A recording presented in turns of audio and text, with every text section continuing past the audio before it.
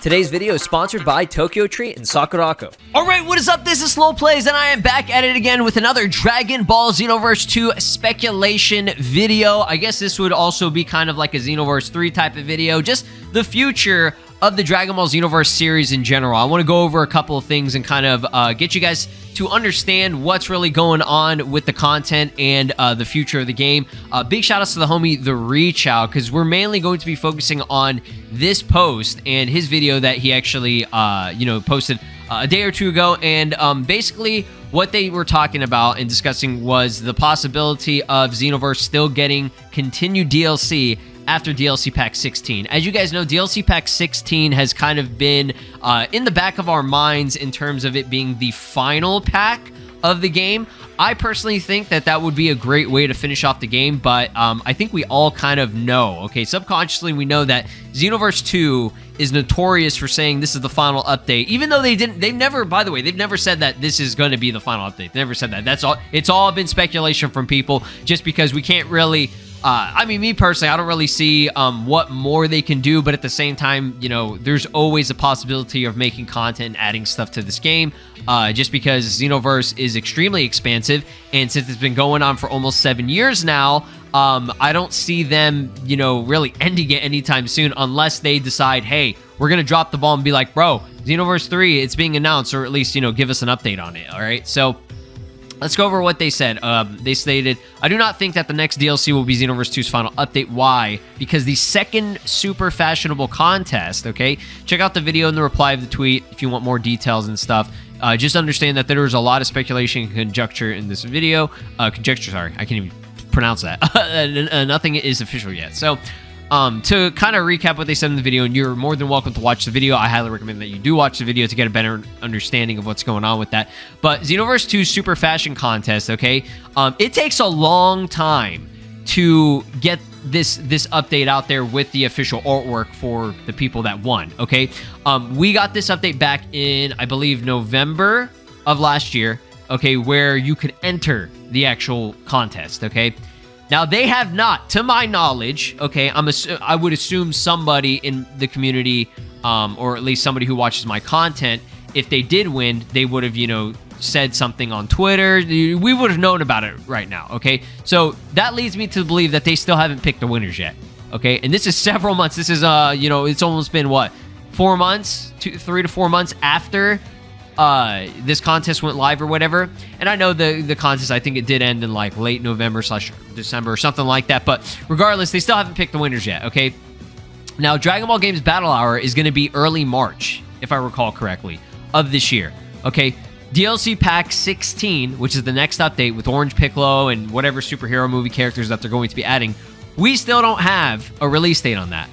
Now, most people believe that the release date will fall between spring/March to potentially as late as maybe early June, late June, or whatever. It would be more, you know, I would just say spring, because summer starts officially it starts in June. So I would say just spring. Okay, the spring of this year makes the most sense for this DLC to drop, because they've already shown that there's gameplay, you know, screenshots of Orange Piccolo. So we already know that he's coming, all right? They should be coming fairly soon, okay? Early/mid this year. That's my prediction, okay? And I think a lot of people can agree with me on that. So if that is the case, okay, we're still probably not going to see any of the winners or anything until, you know, later, all right? Unless they decide, unless like they're hauling ass and they're picking winners, maybe as we speak, they're already picking winners. I don't know. But they did also state that there's a possibility that the Super Fashionable Contest will be displayed at Dragon Ball Games Battle Hour of this year, okay?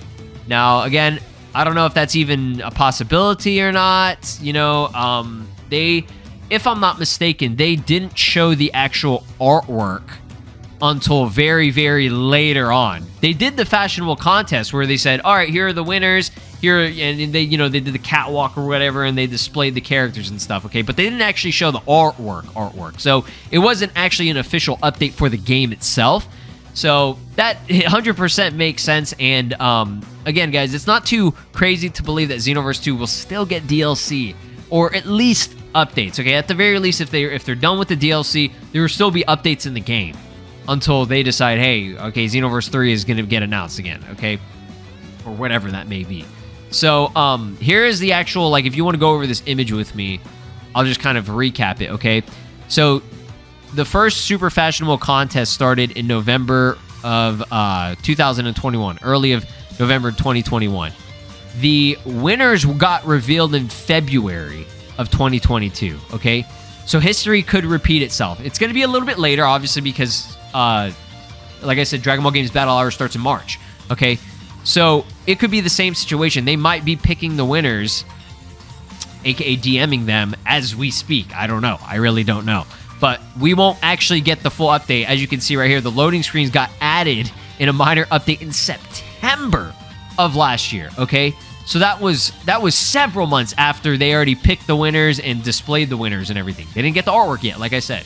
So this could be the same case, okay, for them actually doing it or whatever. But we'll see. I don't know. It's all speculation. It's all predictions.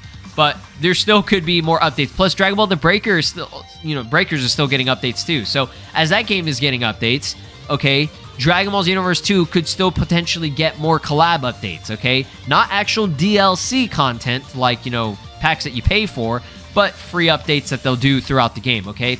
Tokyo Treat is a monthly Japanese subscription box where you will get up to 20 of the latest, most exclusive limited edition and seasonal flavored Japanese snacks that are only available in Japan for a limited time, like the Sakura Pepsi, Japanese sake Kit Kats, and many more. While Sakurako is a monthly Japanese subscription box full of authentic, traditional Japanese snacks from Japan's local artisan snack makers.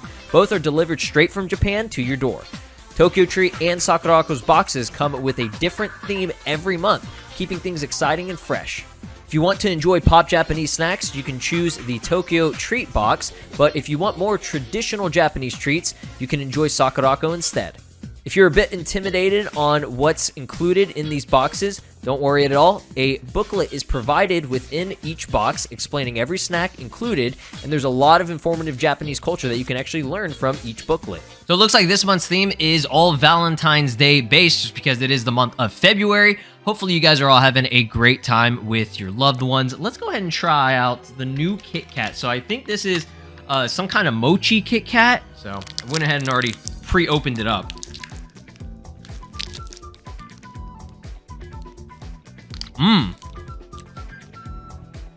That's really good. Now this is really unique. Sour plum chips. How do you even do that? Oh wow, these smell exactly like potato chips. Whoa, look at the color on these. Can you see that?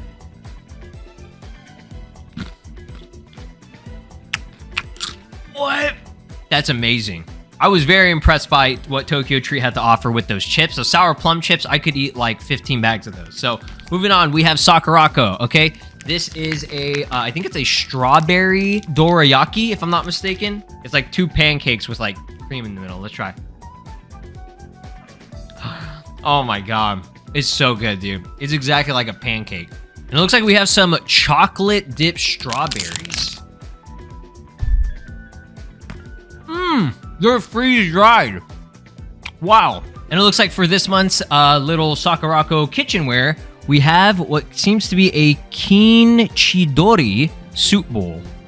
Kind of cute. It's got like little birds on it, I think.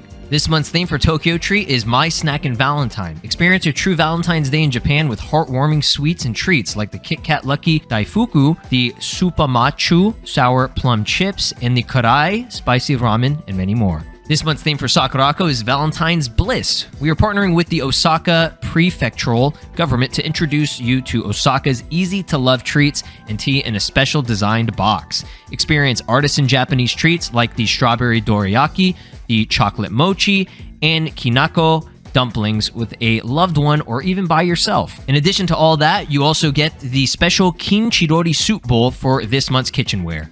So go ahead and sign up now to get your own box or as a Valentine's gift for one of your loved ones. If you like what you see, use code SLOWS to get $5 off for your first Sakurako box through the link down below in the description, and also to get $5 off for your first Tokyo Treat box, also down in the link in the description below. Another thing that we got to point out, okay, and this is something that I really want to bring up, the worldwide copy celebration type of deal, okay, that are getting sold, okay? So, like, let me just explain this, okay? So, back in, I believe, 2020, they announced, I think in, like, April or May, that there were 6 million units sold, and they decided, hey, let's do a free update. Again, we thought DLC was done for this game in, DLC Pack 10, late 2019. They announced this update. Again, it wasn't DLC, it was a free update, so we were like, okay, yeah, that makes sense. 6 million copies sold.